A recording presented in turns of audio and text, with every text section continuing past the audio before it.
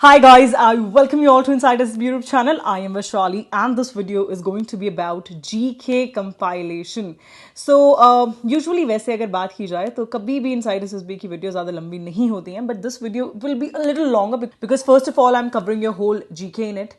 Secondly the most important thing here is that इस video में मैंने सारे प्रीवियस ईयर क्वेश्चंस के बेसिस पे एनालिसिस करके जो सबसे ज़्यादा रिपीटेड टॉपिक्स हैं वो डाले हैं.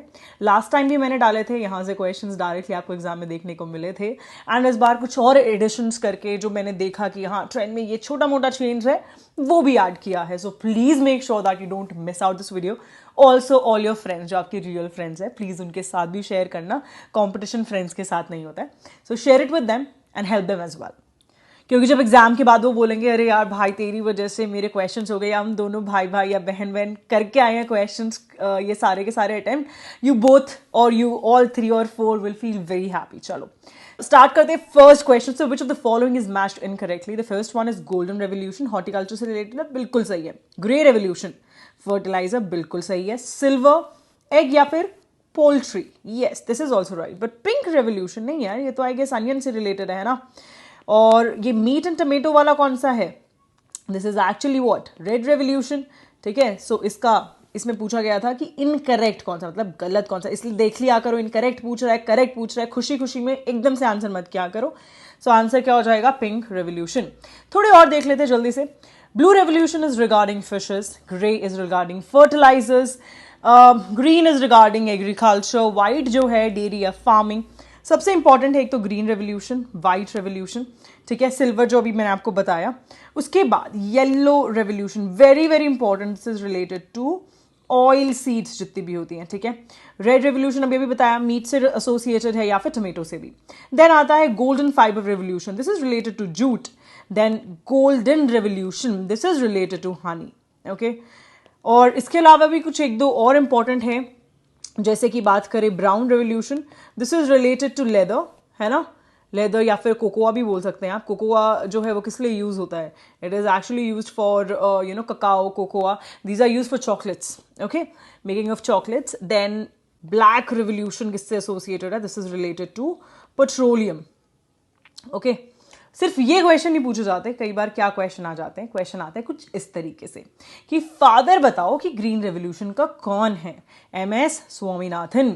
उसके बाद पूछ लेंगे व्हाइट रेवोल्यूशन किससे एसोसिएटेड था? अभी बताया था मैंने आप लोगों को, जल्दी बताओ किससे एसोसिएटेड था, इसके कौन है? ठीक है, इस तरीके से क्वेश्चन पूछ लेगा.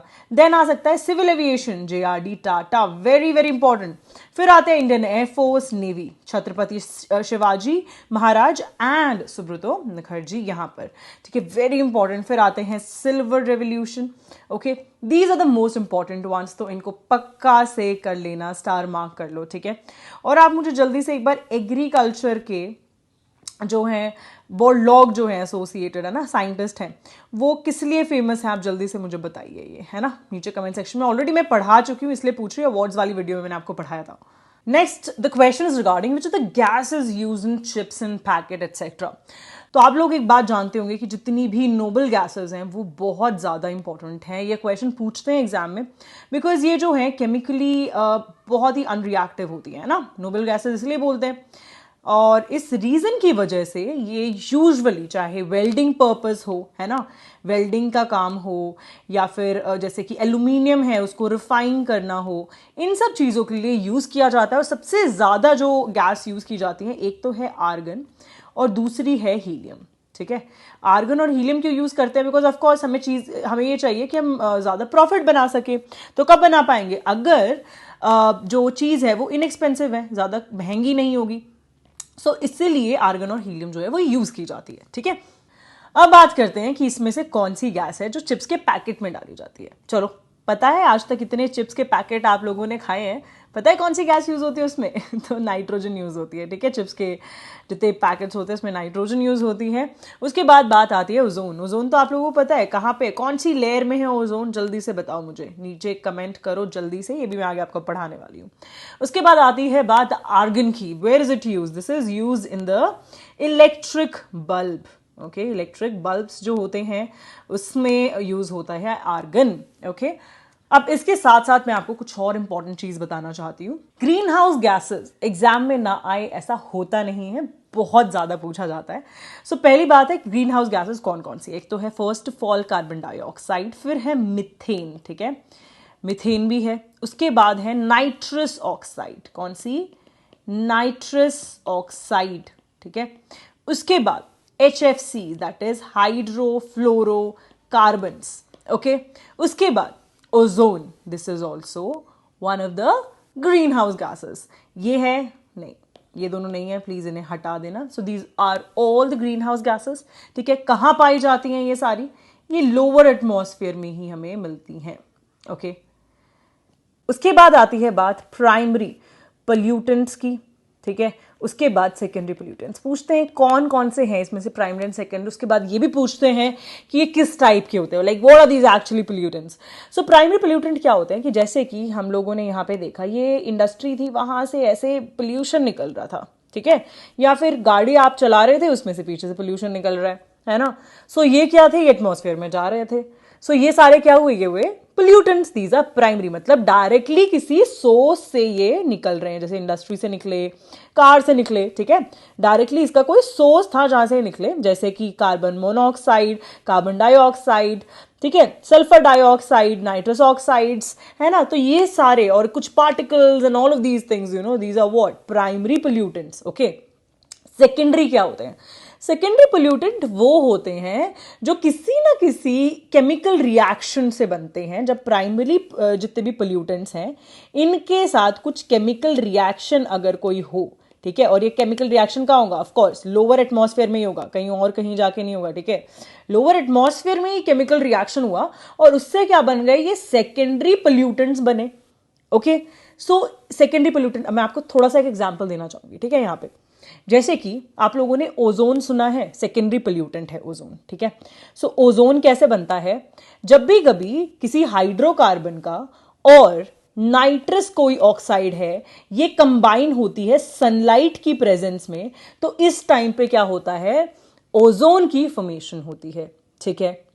उसके बाद जैसे कि नाइट्रोजन डाइऑक्साइड की अगर हम बात करें, सो कभी भी NO जब कभी ऑक्सीजन के साथ कंबाइन होती है एयर के अंदर, इससे क्या बनती है, नाइट्रोजन डाइऑक्साइड बनती है। इसके बाद एक और है एग्जांपल, जैसे कि आपने एसिड रेन सुना होगा, ठीक है। एसिड रेन के टाइम पे क्या होता है, सल्फर डाइऑक्साइड जब है किसी भी नाइट्रोजन ऑक्साइड के साथ रिएक्ट करे पानी में, ठीक है, पानी के साथ रिएक्ट करते हैं जब कोई भी सल्फर डाइऑक्साइड या फिर नाइट्रोजन कोई भी ऑक्साइड, ठीक है, याद रखोगे। तो ये क्या बनाती है, एसिड रेन बनाती है। समझ आ रही है बात, समझ आ गया what is the difference between primary pollutant and secondary pollutant. बस इतना सा बेसिक है और ये आपको याद होने चाहिए कि कौन कौन से प्राइमरी पोल्यूटेंट है, कौन कौन से सेकेंडरी पोल्यूटेंट्स है, ठीक है। सो ओजोन क्या होगी, अब जल्दी बताओ ओजोन क्या है। इसके बाद आती है बात, मार्श गैस कौन सी है, मिथेन जो है ना उसको मार्श गैस बोलते हैं, ठीक है, जैसे CH4। टीयर गैस कौन सी है, NH3 टीयर गैस है। लाफिंग गैस कौन सी है, नाइट्रस ऑक्साइड जो है वो क्या है, ये है लाफिंग गैस, ठीक है, याद रहेगा। उसके बाद टेफ्लॉन किस लिए यूज होता है, जल्दी बताओ, टेफ्लॉन किस लिए यूज होता है, it is for non stick coating. उसके बाद बात करते हैं क्लाउड सीडिंग के लिए क्या यूज किया जाता है, what is used for cloud seeding, silver iodide, ठीक है, याद रहेगा। अब अगला जो क्वेश्चन है that is meteors burn in which of the following layers, ये आपसे क्वेश्चन पूछा गया है। पर इसके लिए मैं आपको एक पहले बात बोलना चाहूंगी, please trust me in the exam. मैं आपसे ऐसा क्यों बोल रही हूं भाई, देखो ये एक लर्न करने का तरीका है। ट्रस्ट का TR is for troposphere, ST is for stratosphere. तुम्हें क्रोनोलॉजी पता होनी चाहिए ऊपर से नीचे कैसे होता है, ठीक है। उसके बाद ME is for mesosphere, okay, TH is for thermosphere, यहाँ पे आइनोस्फियर है, और ये आपकी है एक्सोस्फियर, ठीक है, इजी हो गया याद करना। चलो अब बात करेंगे कि इसमें से कौन सी लेयर के अंदर बर्न होता है। सो बर्न कौन से में होता है, मेसोस्फीयर में होता है। ऐसा क्यों होता है, क्योंकि मेसोस्फीयर जो है उसका जो टेम्परेचर बहुत ज़्यादा मतलब ठंडा है, दैट इज -2 से लेके -92 तक वहाँ पे जाता है, और इसी लेयर में आके फिर इस वजह से मीटियोर्स जो हैं वो क्या होती हैं, बर्न हो जाती है। At the same point in time बात करें कि जेट प्लेन्स कौन सी में फ्लाई करते हैं। सो जो जेट प्लेन्स हैं वो स्ट्रेटोस्फियर में फ्लाई करते हैं। ओके, क्वेश्चन ये भी पूछा जा सकता है कि लोएस्ट लेयर जो है, लोएस्ट लेयर ऑफ एटमॉस्फेयर कौन सी है, कौन सी है, यहां देखो ध्यान से, ट्रोपोस्फियर है। ठीक है, फिर स्पेसशिप सैटेलाइट्स वगैरह कहाँ है, एग्जॉस्फियर में है। थर्मोस्फियर में क्या क्या है, ये ध्यान से देख लेना क्या क्या चीज़ें कहाँ हैं। ठीक है, बस मुझे आप ये बता दो कि जो ओजोन लेयर है ना वो कौन सी जो लेयर है उसके अंदर है। चलो अब आते हैं थोड़ा सा अलग टॉपिक लेके, ठीक है, उसके बाद वापस से we'll get into chemistry and all of it, but I know आप में से काफ़ी साइंस बैकग्राउंड से नहीं है, थोड़े डर जाते हो, पर चलो अब स्टार्ट करते हैं हम लोग ऐसी चीज से जो सब लोग समझ पाएंगे, because this is related to calendar, emblem, flag जो हमारे खुद के देश के हैं, इनके बारे में जानना और भी इंटरेस्टिंग हो जाता है और ये जरूरी भी है बिकॉज एग्जाम में आता है। सो फर्स्ट जो है इसमें पूछा गया है कि कौन सी स्टेटमेंट करेक्ट है, ध्यान देना, करेक्ट पूछा, इनकरेक्ट नहीं पूछा है। ठीक है, फर्स्ट जो स्टेटमेंट है that is about national calendar, ये जो है साक एरा पे बेस्ड है और अडॉप्ट किया गया था 22 मार्च 1957 को। क्या ये सही है? बिल्कुल सही है। ये साक एरा जो है उस पर बेस्ड है। ये जो एरा है किसने स्टार्ट किया था, ये जो स्टार्ट किया था दिस वाज बाय कनिष्का। ठीक है, कनिष्का क्या है, he was a Kushan ruler, Kushan ruler थे कनिष्का। ठीक है, और इनको सेकंड अशोका के नाम से भी जाना जाता है। ठीक है, कुषाण जो थे ये किस लिए फेमस है, सिल्क रूट डेवलप करने के लिए, है ना। उसके बाद बात आती है दैट इज नेशनल फ्लैग। ये जो था डिजाइन किया गया था बाय पिंगाली वेंकैया और अडॉप्ट किया गया था 22 जुलाई 1947 को। क्या ये सही है? हाँ, ये स्टेटमेंट भी बिल्कुल सही है, बिल्कुल राइट। तो देखिए ध्यान से देखो, यहाँ पे ये आपका इंडियन फ्लैग है। ठीक है, ये जो है इसके कलर्स के मीनिंग है, सैफरन जो है courage sacrifice, white truth and purity, green faith, fertility, growth. ठीक है, एग्रीकल्चर, इस चीज के रिगार्डिंग है। व्हील जो है this actually shows the growth of the nation, है ना। ये जो सेंटर है ये अशोका का जो धर्म चक्र था, ठीक है, धर्म चक्र, उससे लिया गया है, इंस्पायर्ड है, और इसमें टोटल 24 स्पोक्स है। ठीक है, इट शोज द व्हील कि हमेशा हमारा देश आगे बढ़ता रहे, चलता रहे। ओके, उसके बाद आता है next one, that is national anthem was written by Bankim Chandra Chatterjee. Is it right? I don't think so. National anthem जो है ये लिखा तो रविंद्रनाथ टैगोर ने था। ठीक है, अडॉप्ट कब किया गया था ये? 24 जैन 1950 को। दैट इज जो INC का कैलकाटा वाला सेशन था, जिसने अभी हिस्ट्री पढ़ी है उसे पता होगा, 1911 में था, है ना। सो ये जो था हिंदी वर्जन में यहाँ पर अडॉप्ट किया गया था, ध्यान देना, हिंदी वर्जन में अडॉप्ट किया गया था। Okay, so talking about the next one, एक और इंपॉर्टेंट चीज है, नेशनल बर्ड कौन सा है? पैवोक्रिस्टेटस, जिसको पिकॉक भी बोलते हैं। जो पैवोक्रिस्टेटस है वो उसका साइंटिफिक नेम है। ठीक है, so you should know this as well. Now coming to Bankim Chandra Chatterjee, so इन्होंने क्या किया था? इन्होंने एक्चुअली वंदे मातरम लिखा था। वंदे मातरम क्या है? वंदे मातरम हमारे देश का क्या है? नेशनल सॉन्ग है ना। कौन सी लैंग्वेज में है ये? संस्कृत में है। ठीक है, हमारा नेशनल ट्री कौन सा है? बैंगन ट्री है। ओके, फ्लावर क्या है? लोटस है। याद रहेंगी सारी चीजें।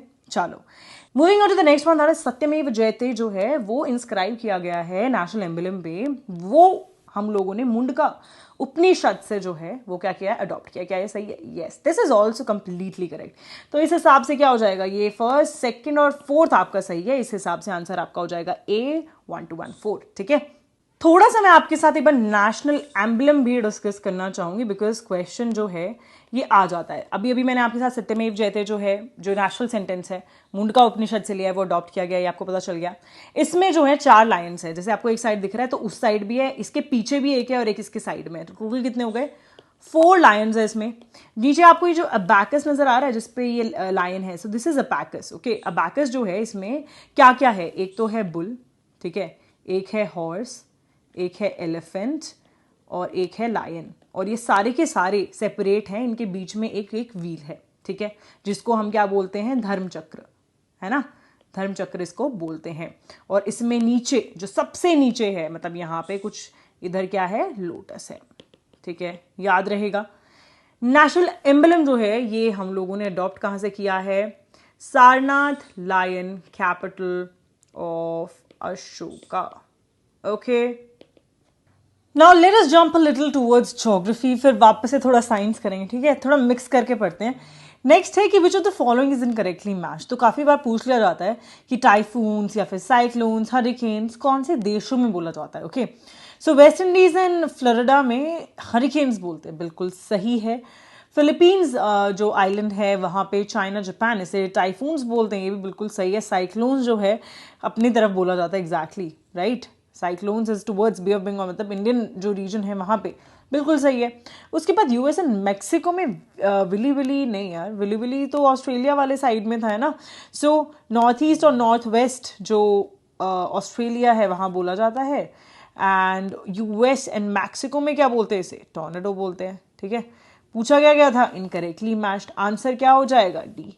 सो डी है इसका answer. Okay, not only this, they also tend to ask कि ग्रासलैंड्स की नाम जो है अकॉर्डिंगली चेंज होते हैं as per to the location. जैसे कि आप लोगों को पता होगा आजकल we all keep that you know grasses pampas in our houses to make it more decorative and beautiful, है ना। आप लोगों ने नहीं देखा तो just go and search it. So south America जो है वहाँ पर इसे पैम्पस बोला जाता है, ठीक है, जैसे कि ब्राज़ील हुआ, यूरोग्वे हुआ या फिर अर्जेंटीना हुआ, यहाँ पे इसे पैम्पस बोलते हैं। Eight the same point in time जब हम नॉर्दर्न पार्ट ऑफ अमेरिका की बात करते हैं वहाँ इसे प्रेरीज बोलते हैं, ठीक है। ऑस्ट्रेलिया में डाउन बोल देते हैं, तो अफ्रीका में इसको सवानास बोल देते हैं, ना, there is a song also. उसके बाद ब्राजील में कैंपोस बोलते हैं, ठीक है। स्टीप जो है कहाँ बोलते हैं, रशिया, साइबेरिया, जो रशियन एरिया है ना वहाँ पे, European part of the Russia, वहाँ पे बोलते हैं। मंचूरियंस, नाम से ही पता चल रहा है यार, मंगोलिया, चाइना, है ना। उसके बाद वेल्स कहाँ बोलते हैं, वेल्स बोलते हैं सदर्न पार्ट ऑफ अफ्रीका, जैसे कि जिम्बाब्वे वगैरह हुआ, बोत्सवाना हुआ, यहाँ पे, ठीक है। समझ आ रही है बात। So these are very important. अब आगे ये जो क्वेश्चन है ये तुम आंसर करोगे, I will be waiting for it कि आप लोगों के क्या आंसर हैं। एंड उसमें जो सबसे मतलब करेक्ट आंसर्स, जितने मैं क्वेश्चंस पूछे जा रही हूँ, जो करेक्ट आंसर देगा I will actually note down their name and मैं टेलीग्राम पे अप्रिसिएशन आप लोगों को भेजूंगी फॉर श्योर, ठीक है। सो जल्दी से आंसर बताओ इसका क्या है। नेक्स्ट आता है which of the instruments are not rightly matched, ठीक है। इंस्ट्रूमेंट्स है गैना, very very important. So anemometer जो है वो विंड फोर्स के लिए बिल्कुल सही है। Barometer, barrow it's for what, pressure के लिए यूज किया जाता है, तो एटमॉस्फेरिक प्रेशर बिल्कुल सही है। हाइग्रोमीटर, देखो यहाँ पे एक तो होता है हाइड्रोमीटर, ठीक है, एक होता है हाइग्रोमीटर। तो हाइग्रोमीटर जो है वो ह्यूमिडिटी के लिए बिल्कुल सही। हाइड्रोमीटर किस लिए होता है, जल्दी बताओ। फिर आता है फैदोमीटर, ओशन लेंथ नहीं यार, this is for height actually, है ना। ओशन में जो हाइट वगैरह होती है उसको नापने के लिए फैदोमीटर यूज होते हैं। सो इसमें पूछा गया नॉट राइट, है ना। सो क्या हो जाएगा, आंसर हो जाएगा डी। अब थोड़े से और इंस्ट्रूमेंट्स देख लेते हैं, this is actually from our course. तो जितने कोर्स स्टूडेंट्स हैं, चाहे आप नाग बैच से हो, ठीक है, चाहे आप सुखोई बैच से हो, किसी भी बैच से हो, चाहे क्रैश कोर्स से हो, बैच 1 से हो, कहीं से भी हो, मेक श्योर ये इंस्ट्रूमेंट्स अच्छे से पढ़ लेना, बहुत ज़्यादा ज़रूरी है, ठीक है। एक्सेलरोमीटर का क्या काम है, एक्सेलरेशन देखना। एममीटर, एम्पियर से, है ना, करंट। फिर आता है अनीमो, अनीमो विंड स्पीड, अभी बताया। बैरोमीटर अभी बताया मैंने तुम्हें। फिर इसके बाद और क्या ज़रूरी है, देखो, फैदोमीटर ओशन की डेप्थ के लिए या सी की डेप्थ के लिए, ठीक है। हाइड्रोमीटर ये आ गया स्पेसिफिक ग्रेविटी निकालने के लिए, ठीक है। हाइग्रोमीटर अभी पढ़ाया मैंने तुम लोगों को। लैक्टोमीटर, प्योरिटी ऑफ मिल्क, है ना, कि दूधिया जो है सही दूध दे भी रहा है कि नहीं। ओम मीटर, अच्छा ओम जो है, ठीक है, ये आप मुझे जल्दी से बताएंगे किस चीज को, मतलब किस चीज की यूनिट है, किस चीज को नापने के काम आता है। यहां पे आई गेस आंसर आपको मिल भी जाएगा, ठीक है। ऑडोमीटर, ठीक है, किस चीज के लिए होता है, डिस्टेंस नापने के लिए। ओके, सो यहां पे देखो ये रहा क्वेश्चन कि which is use for measuring the distance travelled by vehicle. तो आपने यहां देखा है ये जो सेंटर में है ना, this is what, this is odometer, की भाई कितनी चली है गाड़ी। खरीदने से पहले देखते हैं ना, अगर सेकेंड हैंड ले रहे हैं तो दैट इज इन ऑडोमीटर। लोग इसे चेंज भी कर देते हैं, है ना, जैसे कि कैब वैब में जा रहे, कहीं जा रहे हैं, या फिर कुछ बच्चे स्कूल के टाइम पे बदमाशा भी करते थे यार, है ना, स्कूटी में चेंज कर लेते ताकि पेरेंट्स को ना पता चले कि कहाँ तक घूम के आए ट्यूशन के नाम पे। सो ये आपका हो गया ओडोमीटर। फिर आते हैं ये क्या है, दिस इज व्हाट, स्पीडोमीटर, ठीक है, जिससे आपकी स्पीड देखी जाए।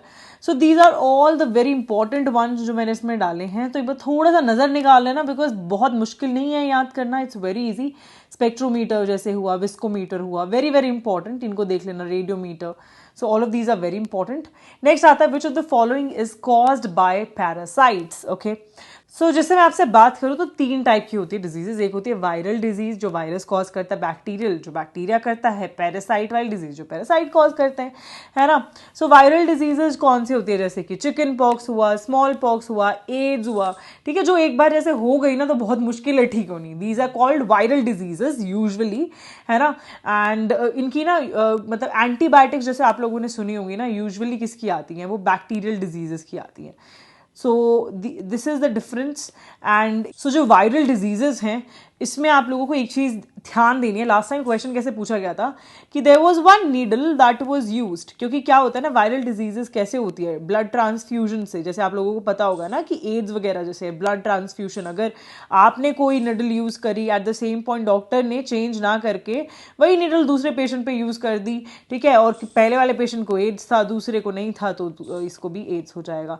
सो इस तरीके से ब्लड ट्रांसफ्यूजन, तो निडल यूज़ करना, तो इसमें था कि निडल यूज़ करी तो दूसरे वाला जो पर्सन था उसे इनमें से कौन सी बीमारी लग जाएगी। सो वायरल डिजीजेज यूजुअली क्या होती हैं, ब्लड से लगती हैं, ठीक है। सो ये आप थोड़ा सा नोट डाउन करना, और इसमें भी कोई स्पेसिफिक होती है, लाइक सारी की सारी डिजीजेज नहीं होती हैं, कुछ 1-2 स्पेसिफिक वायरल डिजीजेज होती हैं जो ब्लड से ट्रांसफ्यूज होती है। सो आपको उसको ध्यान रखना है, please take a note of it. जैसे कि रेबीज जो है, ये यूजुअली जब डॉग बाइट करता है, सो क्या होता है कि उसका जो सलाइवा उसके अंदर दिस इज देयर, है ना, रेबीज वाला, and this enters the blood stream of human while it comes in contact with the blood of the human, so उससे फैलता है, ठीक है। At the same point dengue आप लोग जानते हो कैसे लगता है।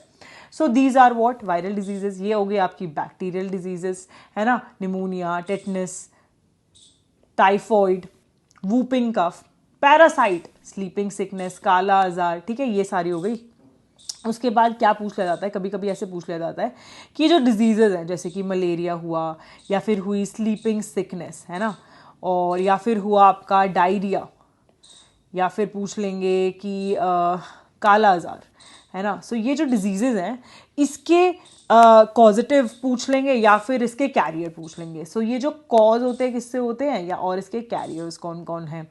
सो कॉज कौन का, जैसे मलेरिया है, so this is caused bye Plasmodium. Eight the same point in time इसकी कैरियर कौन है, फीमेल एनाफिलिस जो मस्किटो है वो है, ओके, एक होस्ट से दूसरे में ट्रांसफर करती है। स्लीपिंग सिकनेस की बात करें तो ट्राइपैनोसोमा जो है वो क्या है, इसका कॉज करता है। और जो सीसी फ्लाई सुनी होंगी आप लोगों ने, ना, सीसी फ्लाई क्या करती है, इसकी कैरियर है। डायरिया एंटमीबा हिस्टोलिटिका जो है उससे कॉज होता है, ठीक है। काला आजार किससे होता है, लेशमेनिया से होता है ना, लेशमेनिया डोनोवानी। और सैंड फ्लाई से क्या करती है, इसकी कैरियर है, ठीक है। तो ये याद रखना, ये थोड़े इंपॉर्टेंट चीज़ें हैं। अब तो मेरे हिसाब से आप इसको बहुत आराम से आंसर कर दोगे। विच of the following is caused bye parasite. ध्यान से देखो, वूपिंग कफ किससे हुआ था, जल्दी बताओ किससे होता था, बैक्टीरिया से, है ना, बैक्टीरियल डिजीज है। उसके बाद sleeping sickness, this was the one जो पैरासाइट से होता है। एंसेफेलाइटिस, रेबीज किससे, वायरस से, है ना। इसके बाद विटामिन डेफिशिएंसी, पहली बात बहुत ज़रूरी है। उसके बाद जो इनके नेम्स है वो बहुत ज़्यादा ज़रूरी है। जैसे कि मैं ना आपके लिए मार्क कर देती हूँ, देखो ध्यान से देखो। थायमीन जो है, B1 को थायमीन बोलते हैं, राइबोफ्लेविन B2 को बोलते हैं, जो सबसे इंपॉर्टेंट है उनको कर देती हूँ, ठीक है। फॉलिक एसिड B9 को बोलते हैं।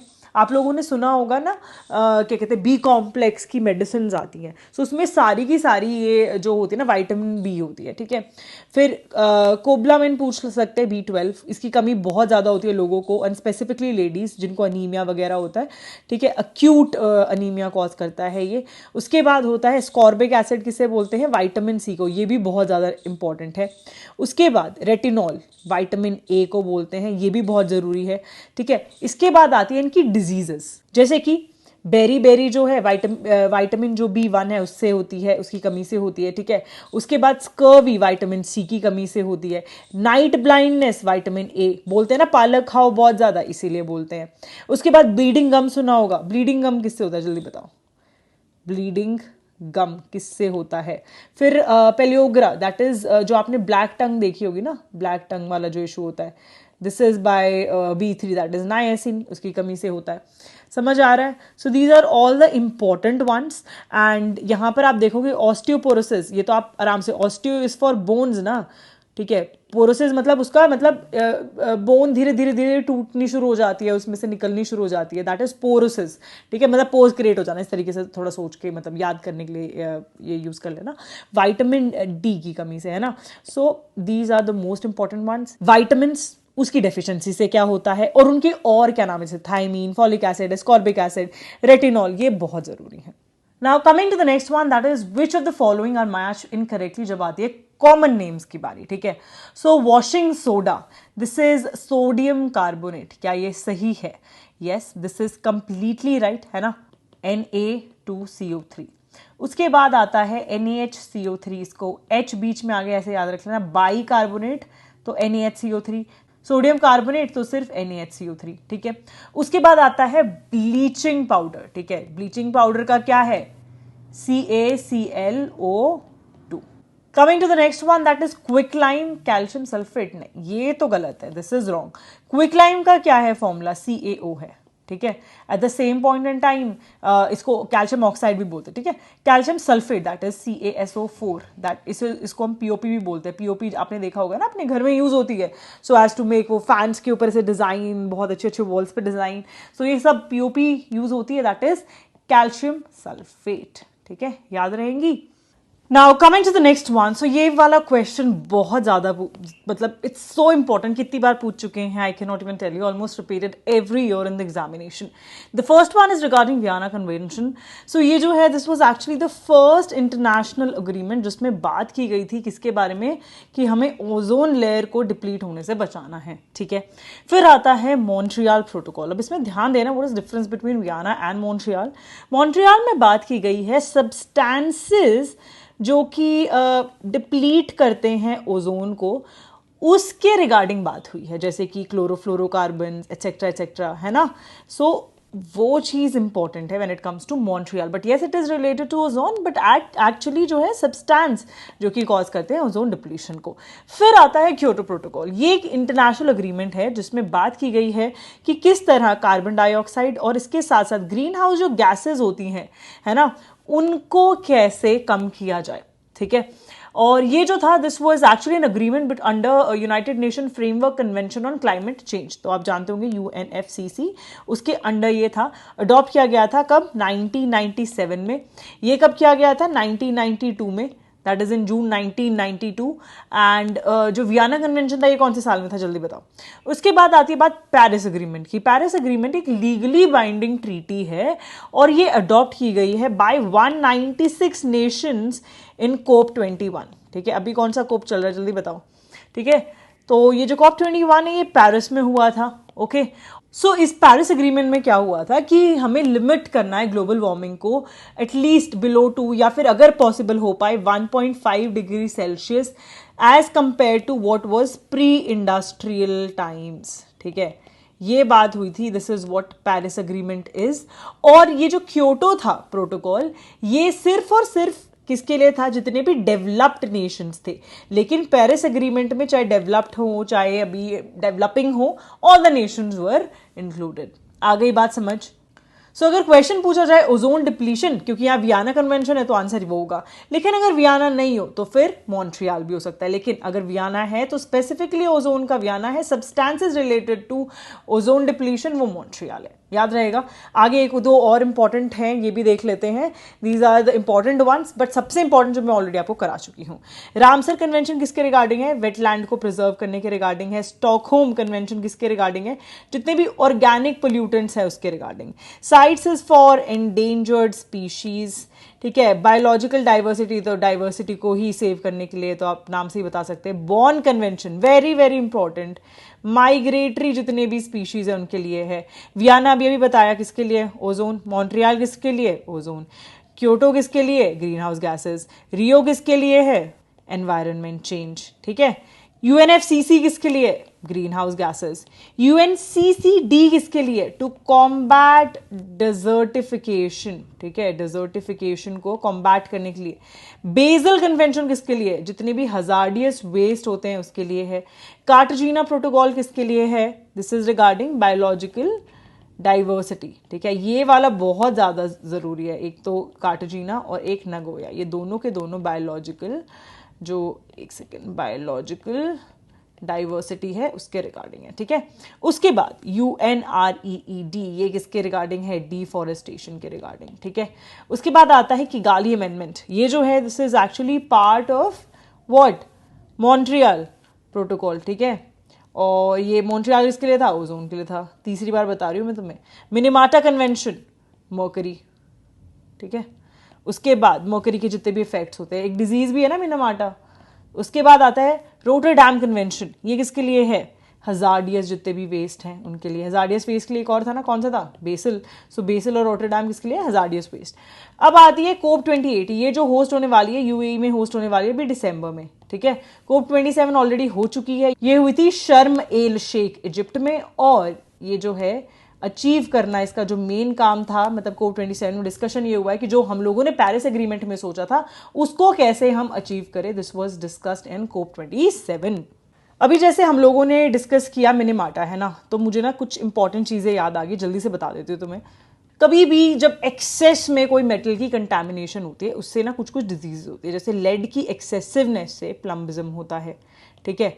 फिर मर्करी जो है अगर ज़्यादा हो गया उससे क्या होता है, मिनीमाटा, ठीक है। उसके बाद कैडमियम से क्या होता है, टिटाइटाई होता है, ठीक है। और नाइट्रेट कंटामिनेशन से क्या होता है, ये तो आप लोगों ने काफ़ी सुना होगा, ब्लू बेबी सिंड्रोम, है ना, ये तो हमने साइंस में बहुत अच्छे से पढ़ा है। सो ये हो गया नाइट्रेट कंटामिनेशन, ठीक है, याद रखना।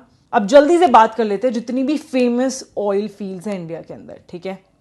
मंगला जो है वो ऐश्वर्या के साथ भाग गया, सो ये क्या है, राजस्थान में है, ऐसे याद रख लेना। अंकलेश्वर गुजरात में है। मुंबई हाई, ये तो आप सब जानते हो, अरेबियन सी में है। दिग्बॉय ये कहाँ है, असम में है। देन नहर काटिया, देखो नहर जो है उसको काटते हुए ऑलमोस्ट देखा जाए तो कितनी बड़ी ब्रह्मपुत्र जो है वो जा रही है असम से। सो नहर काटिया असम, ठीक है, याद रहेगा। अब आते हैं जल्दी से, डिफेंस सर्विसेज स्टाफ कॉलेज कहाँ पर लोकेटेड है। ये जो है जब भी आप कोई कमांडिंग पोजीशन लेते हैं, जैसे कमांडिंग ऑफिसर बनते हैं, उससे पहले आपको स्टाफ कॉलेज जाना होता है। ये ऊटी की वादियों के एकदम पास है और यहाँ की पोस्टिंग लेने के लिए, मतलब ये जो स्टाफ कॉलेज आता है इसके लिए लोग बहुत एक्साइटेड होते हैं, बिकॉज 1 साल का टाइम होता है, टेन्योर होता है और बहुत ही अमेजिंग टाइम होता है। बीइंग इन फौज, I have this idea like we are living this life. So Wellington is one of the best postings when it comes to फौज and everybody waits for it. So ये ऊटी के एकदम पास है, Wellington region, so remember it. इसके अलावा और भी बहुत सारे हैं जो बहुत ज़रूरी हैं। इसमें हम स्टार्ट करेंगे विद मऊ से। सो आर्मी वॉर कॉलेज और इन्फेंट्री स्कूल ये मऊ में है, ठीक है। ओटीए मुझे आपको बताने की भी जरूरत नहीं है कहाँ पर है, यू शुड नो इट। आईए में भी तुम्हें पता होना चाहिए, एनडीए में भी तुम्हें पता होना चाहिए कहाँ है, ठीक है। अब आती है मिलिट्री कॉलेज ऑफ टेलीकम्युनिकेशन। ये जो है ना, यहाँ पर आप कैडेट स्टेज में ही जाते हो, ठीक है। जैसे कि if you were selected for OTA, है ना, एंड वो आप टेक्निकल एंट्री वाले हो, not OTA Chennai, the other one. So वहाँ जब आप सेलेक्ट होते हो तो आप कैडेट स्टेज में ही यहाँ जाते हो, आप यहाँ पे चीज़ें लर्न करते हो, then you get pass out, okay. उसके बाद आती है RIMC, देहरादून में है। फिर आता है ये, this is very important, HAWS Gulmarg में है, okay. Then school of artillery Deolali में है। FMC पुणे में है। So these are very important ones. उसके बाद आते हैं army air defence college Gopalpur में है, ठीक है। बेलगांव में क्या है, infantry school, junior leading wing infantry school जो है, ठीक है। सो सिर्फ इन्फेंट्री स्कूल का है, मऊ में है, ठीक है। ASC that is army service corps का कहाँ पर है, बैंगलोर में है। राष्ट्रीय मिलिट्री स्कूल तो इट्स इन बैंगलोर, बेलगांव, है ना। फिर आती है बात institute of national integration, this is in Pune. So जो इंपॉर्टेंट है जस्ट गो थ्रू देम. मैंने आपको ट्राई किया है कि सिर्फ इंपॉर्टेंट वाले ऐड किए हैं, so just check them out. Coming to the next one, this is regarding कि जो लाइंस ज्वाइन करती है इक्वल टेम्परेचर को, उसको क्या बोलते हैं. ठीक है, so iso means same, therms means temperature. So दो ऐसी जगह है जहां पे सेम टेम्परेचर हो, आइसोथर्म्स. ये आंसर हो गया. ठीक है, आइसो हाइट्स. हाइट्स जो है this actually stands for rainfall. So joining two places which have same rainfall, that is isohyets. Isomers क्या होते हैं, this is actually a chemistry term. So if any of the compound has equal number of carbon, hydrogen, oxygen, जैसे अगर carbon थे particular number, hydrogen और oxygen, दूसरे में भी सेम ही है लेकिन इनकी अरेंजमेंट अलग अलग कर दिया अलग तरीके से. जैसे अगर यहाँ पे CH3 था तो इधर कहीं पे है, या फिर like arrangement had been different. So these are known as isomers, मतलब they have same number of CH और O और any other thing at the same point in time, arrangement is different. Isobar, bar stands for pressure, right? So same pressure. Coming to the next one जो आपको पता होना चाहिए, that is isohaline. Haline actually stands for what? Salinity. ठीक है, so isohaline means same amount of salinity. Okay. Moving on to the next one, that is indexes के regarding है. सो कौन सा ऑर्गेनाइजेशन कौन सा इंडेक्स निकालता है, ये बहुत ज़्यादा ज़रूरी है. My question to you is regarding passport index. और ये मैं ऑलरेडी ना करंट अफेयर्स में करा चुकी हूँ, इसलिए मैं करा नहीं रही हूँ again, otherwise I would have got this thing also done. Passport index में इंडिया की इस बार क्या रैंक रही है, फर्स्ट, सेकंड और थर्ड कौन आया है. ठीक है, नीति आयोग अपने आप में बहुत इंपॉर्टेंट ऑर्गेनाइजेशन है, यहां से हर बार क्वेश्चन एग्जाम में पूछा जाता है. सो इसकी जितनी भी रिपोर्ट्स हैं वो एक बार please just go through all of them because they are very very important. Okay, global liveability index कौन देता है, economic intelligence unit WEF. Competitive index देता है इनोवेटिव इंडेक्स. ठीक है, ईज ऑफ डूइंग बिजनेस. ये सारे जो हैं indexes, reports, very very important. Index जो है मैंने मेजरली ना अभी एक CDS की करंट अफेयर्स की पार्ट 1 करके 100 मोस्ट इंपॉर्टेंट करंट अफेयर्स कराए थे. जिसके पास टाइम नहीं है और जिसने मेरे पहले करंट अफेयर्स या कुछ नहीं देखे हैं, उस वीडियो को एक बार चेक कर लेना, उसमें तुम्हें बहुत सारे मिल जाएंगे जितने भी अभी लेटेस्ट इंडेक्सेस हैं उधर क्या क्या रैंकिंग रही है. ठीक है, नेक्स्ट आते हैं these lines. These lines are very very important. अभी recently United States of America ने कोई एक ऐसी लाइन है जो कि India and there is another country उसके बीच में पड़ती है, और इस लाइन को इस बार यूनाइटेड स्टेट्स ऑफ अमेरिका ने रिकॉग्नाइज किया that yes this is the right line between, this is actually the international border between these two countries. Okay, जल्दी से बताओ कौन सा है.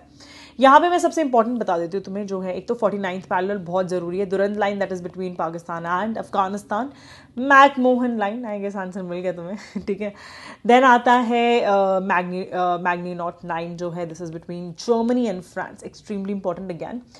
देन आता है Radcliffe line, extremely extremely important again. ठीक है, फिर आता है 20th parallel and 17th parallel. ये प्लीज आप नोटिस कर लेना है, जितने मैंने आपको बताए these are the most important ones. Siegfried line जो है that is between France and Germany, ये भी एक बार एग्जाम में पूछा गया था. Not extremely important but there are chances. तो जो मैंने मार्क किए उन्हें तो बहुत अच्छे से कर लेना, अदरवाइज जस्ट नजर निकाल लेना एक बार, ताकि थोड़ा सा आइडिया रहे और आप इजिली ओमिट आउट कर सको कि ये आंसर है या फिर नहीं है. ठीक है, उसके बाद आते हैं straits. Straits are extremely important again, star mark these. ठीक है, इनमें जो सबसे ज़रूरी हैं वो बता देती हूँ. पार्क स्ट्रेट ऑलरेडी, मतलब ये भी जो स्ट्रेट्स है ना मैंने बहुत इंपॉर्टेंट वंस ही मैंने निकाले हैं, बट उसमें भी थोड़े इंपॉर्टेंट बता देती हूँ. एक आता है park straight, India and Sri Lanka के बीच में है. ठीक है, उसके बाद आता है straight of Malacca, this is between Malaysia and Sumatra. Okay, उसके बाद बेरिंग स्ट्रेट, एशिया और अमेरिका को अलग करता है. ठीक है, that is Arctic ocean and east of Pacific ocean. Okay, फिर आता है, ये तो यार बहुत इंपॉर्टेंट, हॉर्मुज स्ट्रेट है ना, वेरी वेरी इंपॉर्टेंट. फिर आता है 10 डिग्री चैनल, ये तो पता नहीं कितनी बार सीरियस भी पूछ चुका है, इसका फेवरेट क्वेश्चन है. कार्निकोबार आइलैंड और लिटिल अंडमान. ठीक है, दोनों को सेपरेट करता है. So these are the most important ones, but ये ऑलरेडी मैंने जो इसमें यहाँ कवर कर रखे हैं ये इंपॉर्टेंट वाले ही हैं, तो एक बार प्लीज गो थ्रू कर लेना. उसके बाद अगर प्रीवियस ईयर क्वेश्चन में बात करें तो बेरिंग स्ट्रेट जो मैं आपको बताया वो ऑलरेडी पूछ चुके हैं. इसके अलावा ना एक ये भी पूछा है, फॉर्मोसा भी पूछा हुआ है. ठीक है, एंड सुंदरा जो है वो भी पूछा हुआ है, ठीक है। देन पनामा जो कैनाल है, दिस इज व्हाट, किसके बीच में है? This is actually a gateway to Pacific, gateway to Pacific, याद रखना, ठीक है। अब ना ये पोर्टफोलियोज बहुत जरूरी है, this is part of polity, but still मैं आपको थोड़ा पहले करा रही हूँ, एक और क्वेश्चन में कराऊंगी पॉलिटी के रिगार्डिंग बिल्कुल लास्ट में, ठीक है। सो पोर्टफोलियोज बहुत ज़्यादा ज़रूरी हैं and the most important ones है जो इमीडिएटली जैसे इंडिपेंडेंस हुई थी उसके बाद किसको कौन से पोर्टफोलियोज मिले, ठीक है। जैसे कि जवाहरलाल नेहरू जो थे he was prime minister also, साथ के साथ एक्सटर्नल अफेयर मिनिस्टर भी थे, ठीक है।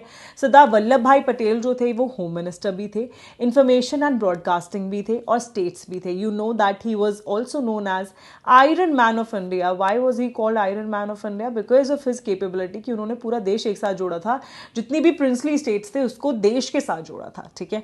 उसके बाद Rajendra Prasad, he was food and agriculture minister. Maulana Abdul Kalam Azad, ठीक है, MAMC जो आपका मेडिकल कॉलेज है वो भी इन्हीं के नाम पे ना, सो एजुकेशन मिनिस्टर रहे हैं, ठीक है। उसके बाद BR अम्बेडकर, अरे ये तो आप जानते ही होंगे, है ना, लॉ से रिलेटेड हैं, so he is one of the biggest contributor when it comes to our constitution, ठीक है। देन CH भाभा, कॉमर्स से रिलेटेड हैं, ठीक है। श्यामा प्रसाद मुखर्जी किससे एसोसिएटेड है? इंडस्ट्रीज एंड सप्लाईज, ठीक है। हमारे फर्स्ट डिफेंस मिनिस्टर कौन है? सरदार बलदेव सिंह। अच्छा, इसके साथ साथ आपको डिफेंस मिनिस्टर जब भी पता होने चाहिए, जब भी कोई वॉर हुआ था ना उस टाइम पे भी आपको आइडिया होना चाहिए, जैसे कि 1971 में कारगिल के टाइम पे कौन डिफेंस मिनिस्टर थे, ये आपको पता होने चाहिए, बिकॉज ये क्वेश्चन एग्जामिनेशन में आता ही आता है, ठीक है। So please take a note of it. Coming to the next one, this is regarding what? This is regarding the dams, okay? So Bhakra Nangal project जो है ये कहाँ पर कंस्ट्रक्टेड है, कौन से रिवर पे कंस्ट्रक्टेड है? This you have to tell me. मैं आगे आपको इसके बारे में पूरी इन्फॉर्मेशन दूंगी, जल्दी से नीचे कमेंट करके बताना कहाँ पर है, ठीक है।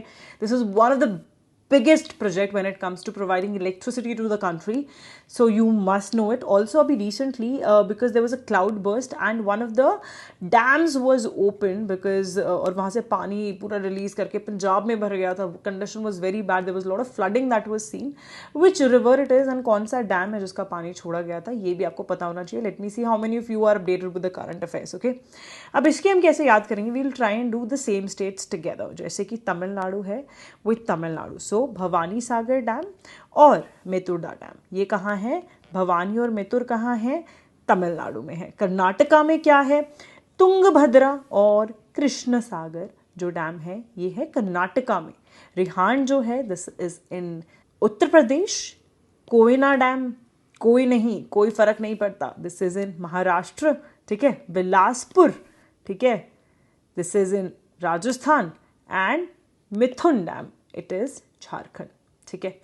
और इसके बाद ये बहुत इंपॉर्टेंट वाले इस पेज पे है, ध्यान देना. इंदिरा सागर डैम, भाखड़ा डांगल डैम, अभी बताया मैंने, है ना, आंसर पता चल गया होगा.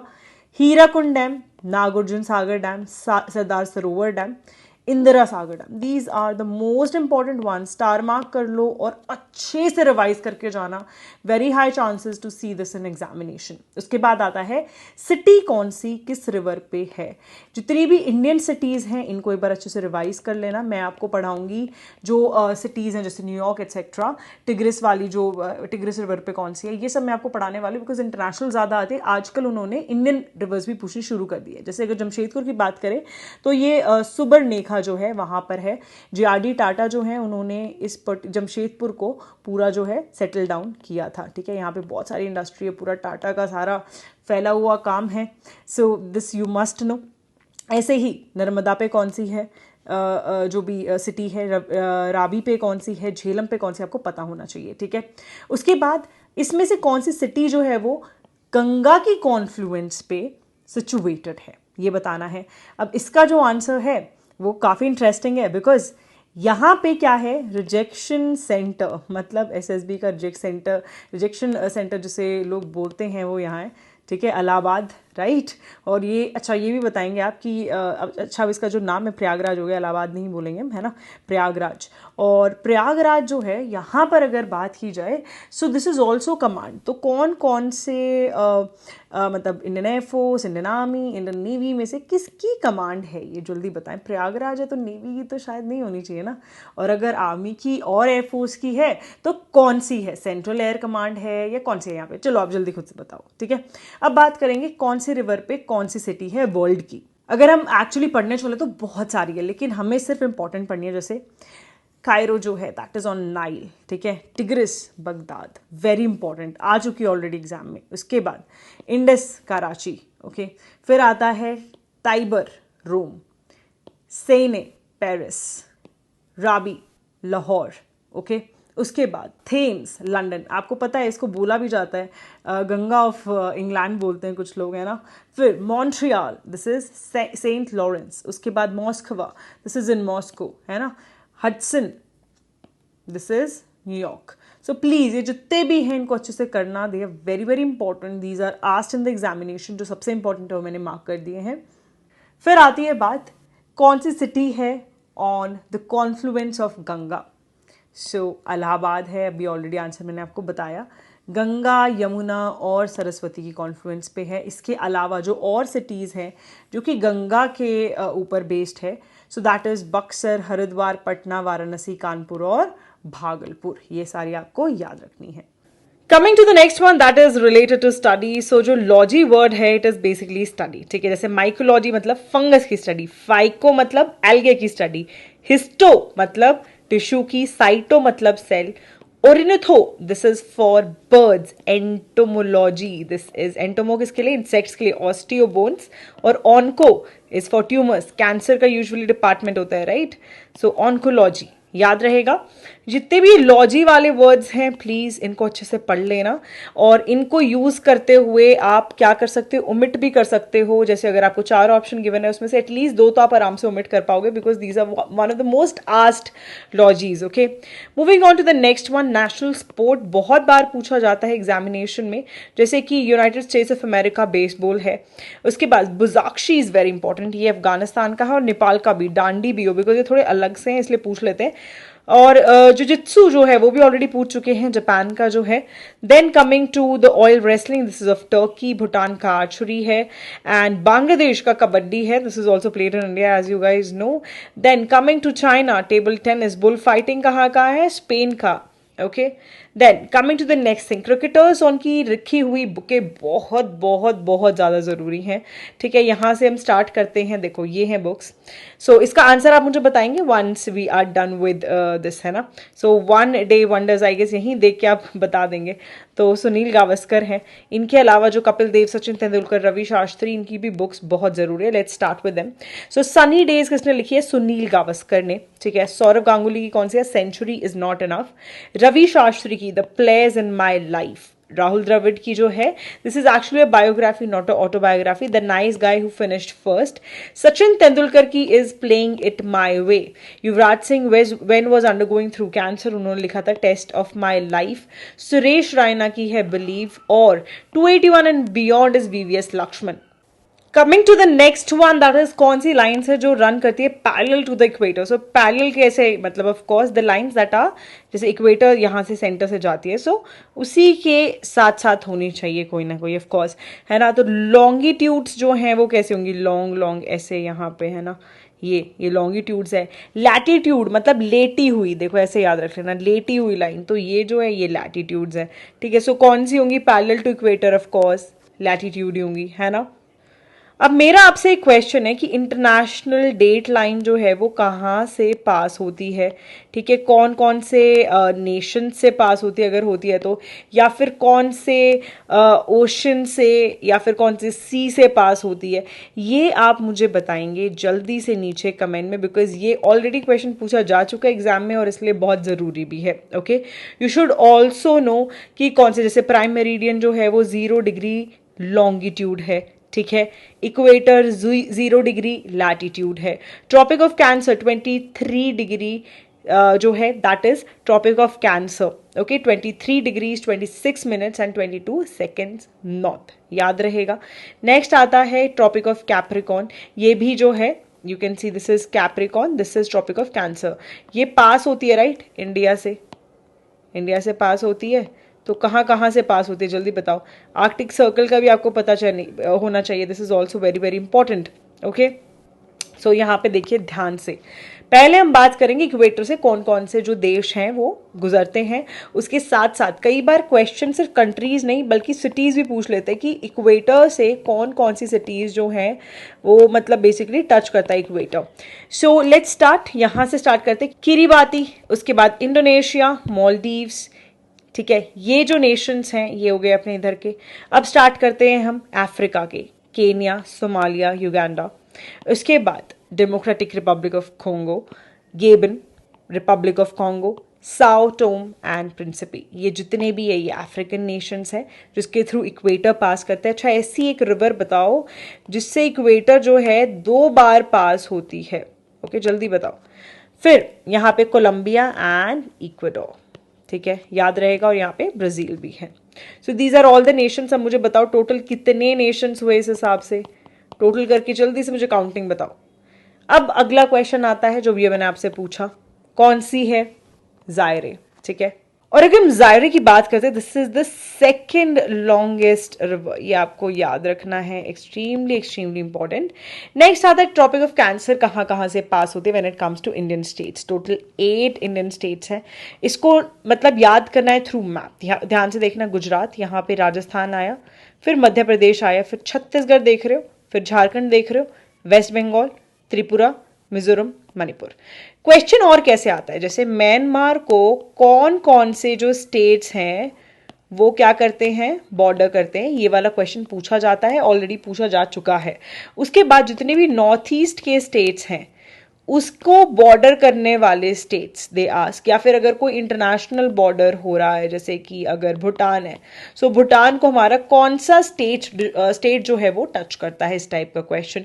या फिर ये पूछा जा सकता है कि बांग्लादेश जो है उसको कौन सा टच करता है। So these are the kind of questions that can be asked in the examination.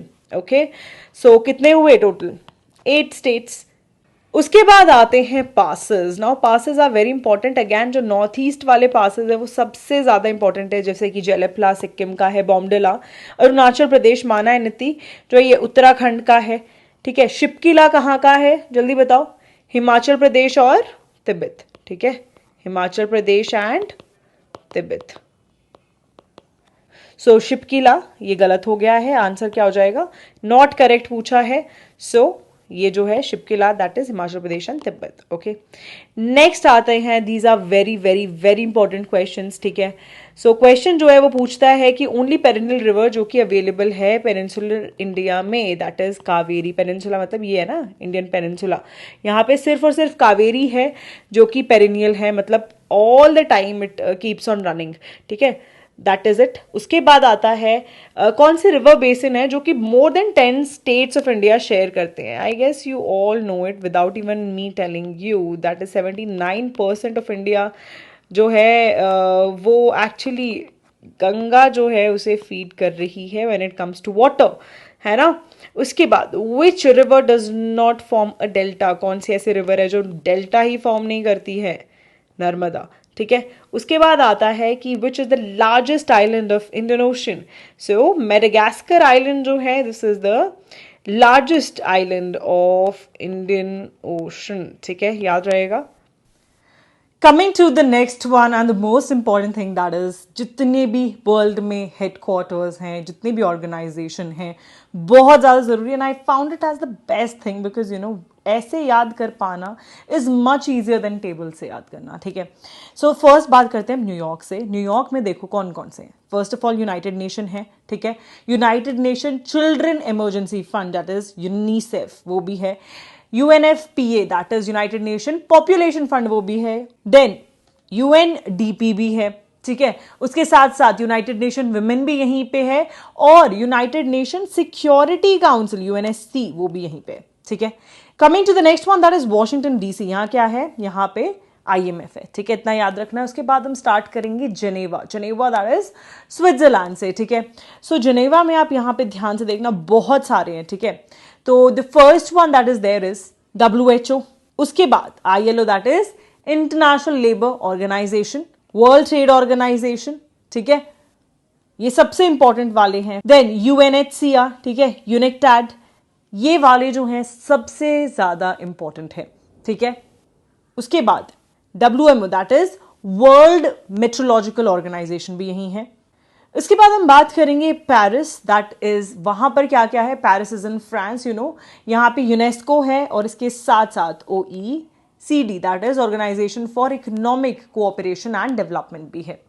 Coming to the next one that is Vienna. Vienna में बहुत सारे हैं, ठीक है, United Nation industrial development organisation भी है। उसके बाद ओपेक पूछा जाए, उसके भी हेडक्वार्टर्स यहीं पे है, ठीक है, सो ये भी ऐड कर लेना।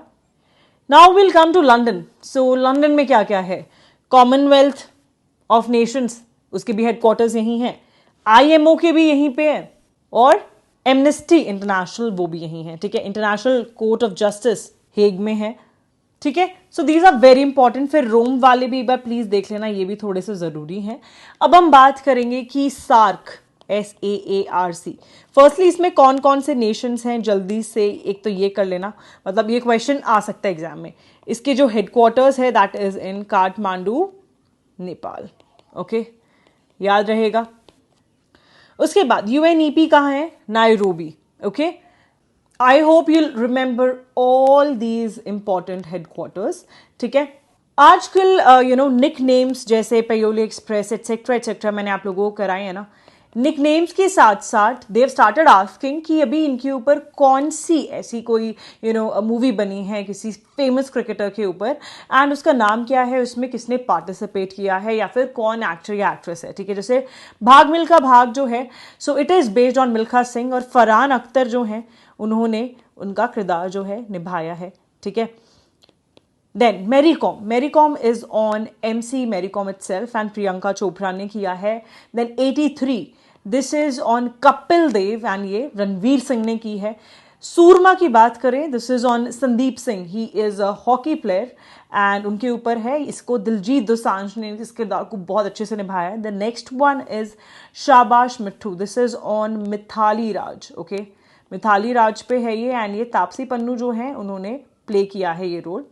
The next one your is Saina. So Saina जो है ये परिणीति चोपड़ा ने प्ले किया है role, and it is based on Saina Nehwal, okay. Dangal, you know about this Phogat sister, right, wrestling based है। उसके बाद next one is Kangana Ranaut जो है उन्होंने जयललिता का, this is not a sports person but like one of the actress and of course later on CM। So this is based on हुम, जयललिता। उसके बाद गुंजन सक्सेना भी ज़रूरी है, ये स्पोर्ट्स पे नहीं है again. So this is Janhvi Kapoor, and एक इंडियन एयरफोर्स की जो फर्स्ट फाइटर पायलट हैं उन्होंने जो पार्टिसिपेट किया था in this thing Kargil war, उस पर बेस्ड है। मणिकर्णिका, तो इसमें this is based on queen of Jhansi, Kangana Ranaut ने ये पार्ट जो है उसको काफ़ी अच्छे से निभाया है। Coming to the next one that is Saand Ki आंख, ये वाली जो है तापसी पन्नू और भूमि पाडनेकर जो हैं उन्होंने जो Indian sharp shooters that is Chandro and Prakashi Tomar जो है उनका पार्ट उसमें प्ले किया है, ठीक है। उसके बाद बॉर्न टू रन जो है ये एक्चुअली बुढ़िया सिंह जो हैं उनके ऊपर बेस्ड है, and she is actually one of the marathon runners.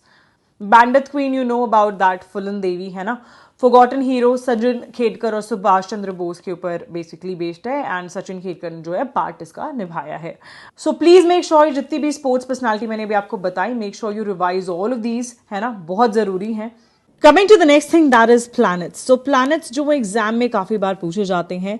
सो जैसे क्वेश्चन आता है which of the following is known as a green planet, ठीक है, ग्रीन प्लैनेट कौन सा है, Uranus. In the same way which of the following is known as earth's twin, that is Venus, ठीक है। रेड प्लैनेट किसे बोला जाता है, मार्स को बोला जाता है, ओके। उसके बाद एंशियंट टाइम में there used to be some volcanic eruptions जो मून पे होते थे, उसको क्या बोला जाता था, lunar maria was the thing, okay.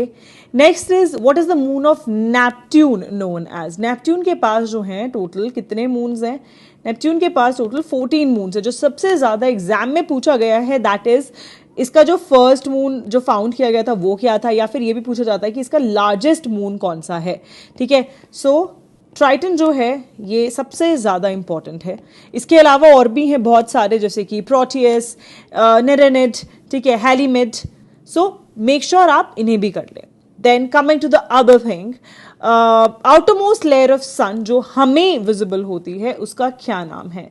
So corona बोलते हैं उसे, उसके साथ साथ उसे फोटोस्फीयर भी बोलते हैं। ठीक है, so this is what we call our sun का आउटरमोस्ट लेयर। ओके, फिर कभी कभी जो क्वेश्चंस आते हैं that is regarding jovian planets. So jovian planets कौन से प्लैनेट्स हैं? The planets that are like really really giant. Okay, so जैसे कि हम बात करें जुपिटर की, सैटर्न की, यूरेनस की एंड नेपट्यून की।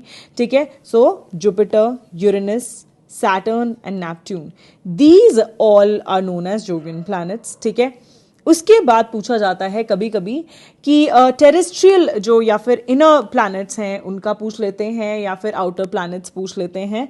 सो outer planets and jovian planets are like same. Okay, and jovian planets की अगर हम बात करें so they are actually made up of hydrogen and helium. जैसे कि जुपिटर है, so it is made up of hydrogen and helium. इसमें कोई सॉलिड सरफेस नहीं होता। उनके जो मून्स हैं वो सॉलिड होते हैं, लेकिन ठीक है, at the same point in time बहुत अर्थ लाइक होते हैं जितने भी टेरेस्ट्रियल प्लैनेट्स है, because these are the initial planets. Okay, और ऑफ कोर्स मार्स के बीच में, जुपिटर के बीच में यहाँ पे एक एस्टेरॉइड बेल्ट है जो आपको पता होनी चाहिए, और इनकी जो डेंसिटी है वो रिलेटिवली काफी ज्यादा हाई है। This is what you need to know. Okay, inner planets जो हैं, जैसे मैंने भी आपको आउटर प्लैनेट्स का बताया, हाइड्रोजन हीलियम के बने हैं मेजरली। सो इनर प्लैनेट्स जो हैं सिलिकेट्स और मेटल्स वगैरह के बने हुए हैं। इनमें जो है मून्स बहुत ही कम होते हैं, या फिर बिल्कुल ही कोई मून नहीं, ऐसा भी होता है। और इसके साथ साथ आप नोटिस करेंगे कि इनमें रिंग नहीं होती है as compared, you see no यहाँ पे जैसे सैटर्न के यहाँ पे रिंग है। So this is a thing. I hope all these things are clear to you. अभी रिसेंटली एक इंपॉर्टेंट जो अनाउंसमेंट मुझे करनी है यहाँ पे, दैट इज की जुपिटर की, है ना।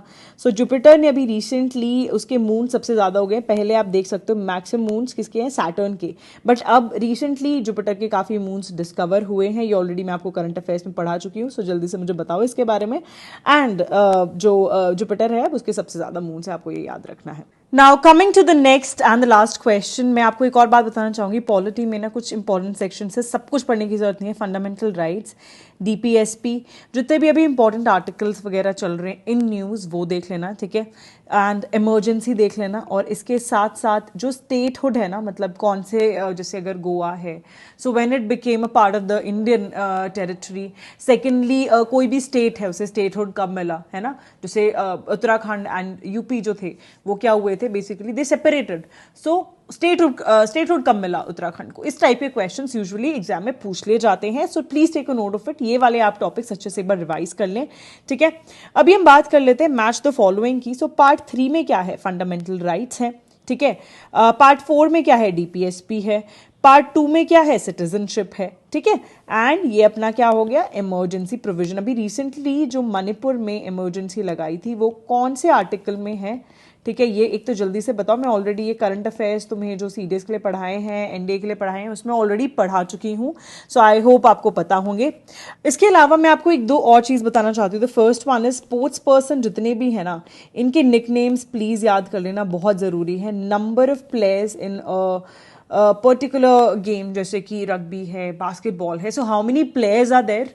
एंड इसके अलावा एक और चीज़ है दैट इज़ ट्रॉफीज, है ना, ये प्लीज़ थोड़ा अच्छे से कर लेना। And one more important thing, frequency of waves and wavelength, ये वाले क्वेश्चंस बहुत आते हैं। लाइट से related questions are asked in the exam. So physics में ये वाले टॉपिक्स अच्छे से कर लेना, ठीक है। ये मेरे थोड़े से सजेशंस है, if you want to take please take it, काफ़ी हेल्प मिलेगी आपको। अब मैं आपको एक बात बताना चाहूंगी, ये थोड़े बहुत इंपॉर्टेंट चीज़ें, जैसे कि बिमल पटेल जो हैं, he is what, he is architect behind Central Vista project, ठीक है। अभी recently according to Central Vista project जो नाम है राजपथ का चेंज होके, राजपथ कौन सा था, it starts from Rashtrapati Bhavan to India gate, है ना, इसका नाम जो है चेंज करके क्या रख दिया है, कर्तव्य पथ रखा है, और ये एग्जाम में पहले क्वेश्चन आया था इसलिए थोड़ा सा ज़रूरी हो जाता है। इसके साथ साथ अभी 28 फीट की सुभाष चंद्र बोस की एक स्टैचू है जो इंडिया गेट पे इनॉग्रेट होने वाली है। ऑल्सो मैंने आपसे भी इंटरनेशनल डेट लाइन पूछी थी ना, सो ये कौन सी है, 180 डिग्री लॉन्गिट्यूड है, ठीक है, ये याद रखना। उसके साथ साथ आते हैं, अभी G7 समिट जो है वो कहाँ हुआ था, हिरोशिमा में हुआ था, है ना। हिरोशिमा कहाँ है, जापान में है। इंडिया भी गया था इफ़ यू रिमेंबर, एंड हमारा क्वाड का जो समिट होने वाला था पहले होने वाला था ऑस्ट्रेलिया में, बट वो नहीं हुआ, तो साइड बाय साइड ये सारी countries were there in Hiroshima, तो वहीं पे हो गया था, ठीक है। सो इसी के साथ आता है कि क्वाड नेशन कौन कौन से हैं। सो 4 कौन कौन से हैं, Australia, Japan, India and USA, okay. उसके बाद नेक्स्ट चीज़ जो है that is 15th BRICS summit, अभी ऑलरेडी मतलब जब अभी हम बात करें ये चल रहा है, ठीक है। कहाँ हो रहा है, साउथ अफ्रीका में। पूछा जाए कि ब्रिक्स जो है उसका हेडक्वार्टर कहाँ है, सो कहाँ है, शेंघाई में, ठीक है, शेंघाई चाइना। और अभी अभी ये कहाँ होस्ट हो रहा है, साउथ अफ्रीका में होस्ट हो रहा है। साउथ अफ्रीका जो था वो बना था पार्ट कब, 2010 में, और ब्रिक्स का ब्राज़ील, रशिया, ठीक है, इंडिया, चाइना और साउथ अफ्रीका, ऐसे याद रखना है। उसके बाद बात करते हैं साग की। साग जो है वो तो हो ही नहीं रहा है सिंस 2014 में लास्ट हुआ था नेपाल में होस्ट, उसके बाद से हुआ ही नहीं है होस्ट, है ना। और ये कौन सा समिट था, 18 समिट था। इसमें 8 मेंबर्स है, अफगानिस्तान, बांग्लादेश, भूटान, इंडिया, मालदीव्स, नेपाल, पाकिस्तान और श्रीलंका। उसके बाद आता है बिम्स्टेक, ठीक है। बिम्स्टेक की अगर हम बात करते हैं, सो इसका जो है headquarter that is in Dhaka, Bangladesh, okay. And 19th जो समिट है 2023 में, ये कहाँ होस्ट होगा, थाईलैंड में होस्ट होने वाला है। नेशंस कौन कौन से, अगेन सेम वही, बांग्लादेश, भूटान, इंडिया, म्यांमार, नेपाल, श्रीलंका और थाईलैंड, ठीक है। वही ऑलमोस्ट सिमिलर एज साग, 1-2 नेशंस इधर उधर हैं बस, ठीक है। So all these are important things that I wish to tell you. Please make sure आप इस वीडियो को एक बार अच्छे से दोबारा रिवाइज कर लें, इन केस एक बार में आपको चीज याद नहीं हुई है। This was just a revision video to make sure that you do all the important areas that are there. इसके अलावा जो मैंने आपको लास्ट मिनट रिविजन वीडियोज करवा रही हूँ पिछले कुछ 10 दिनों से, उनको प्लीज अच्छे से कर लेना। वहां से आपको काफी क्वेश्चंस देखने को मिलेंगे किसी ना किसी शिफ्ट में। जैसे आपकी शिफ्ट है तो आपको कुछ मतलब रैंडमली 2-3 वीडियो से मिलेंगे, उसके अलावा जो अगली शिफ्ट वाले होंगे उनको किसी 2-3 वीडियो से मिलेंगे। So you will short see these questions coming up. और मैं 25th को एक वीडियो डालूंगी ऑफ जीके एनालिसिस, उसको पक्का देख लेना, बिकॉज वहां से आप क्वेश्चंस रिपीटेड देखोगे इन द एग्जाम। बिकॉज मैं आपको बताने वाली हूँ मोस्ट इंपॉर्टेंट टॉपिक कि इस बार एफकैट का दिमाग किस हिसाब से चल रहा है, वो क्या क्वेश्चंस लाने वाले हैं अपकमिंग जितनी भी शिफ्ट्स होंगी, ठीक है। And one very important announcement for all of you, हम लोग आपके लिए जीके का completely free of cost test conduct कर रहे हैं। इसकी डिटेल्स आपको टेलीग्राम में मिल जाएंगी। और ये टेस्ट कहाँ कंडक्ट होगा, इनसाइट एसएसबी ऐप जो है उस पे होगा। इसके अलावा आपके कंप्लीटली फ्री जो टेस्ट हैं ऑफ करंट अफेयर्स हमने जैन से लेकर जुलाई तक ऑलरेडी डाल दिए हैं ऑन इनसाइट एसएसबी ऐप। वहां जाके फ्री टेस्ट वाला सेक्शन देखना और उन क्वेश्चंस को पक्का से सॉल्व करना। टॉकिंग अबाउट द क्वेश्चंस जो आपको फुल लेंथ टेस्ट वाला होगा, इसके बारे में आपको सारी details I give on insight SSB. ये जो टेस्ट है होस्ट होंगे 23rd एंड 24th अगस्त को। So please make sure that you download the app. Also, you follow us on Telegram because you're going to get a lot of benefits there. Okay? All the best. Keep working smart. यार जितनी मुझसे मेहनत हो सकती थी, I've done it for you. And I hope कि तुम्हें उसका बहुत फायदा मिले. Please make sure that you like this video and please अपने एक अच्छे से comments छोड़ दो because this is one of the last videos that I'm posting for all of you. And I'll be very happy अगर exam में तुम्हारा questions आते हैं and you just leave a text to me that how was the examination after doing the videos. So all the best, keep working smart, and I will see your name in the list sure short.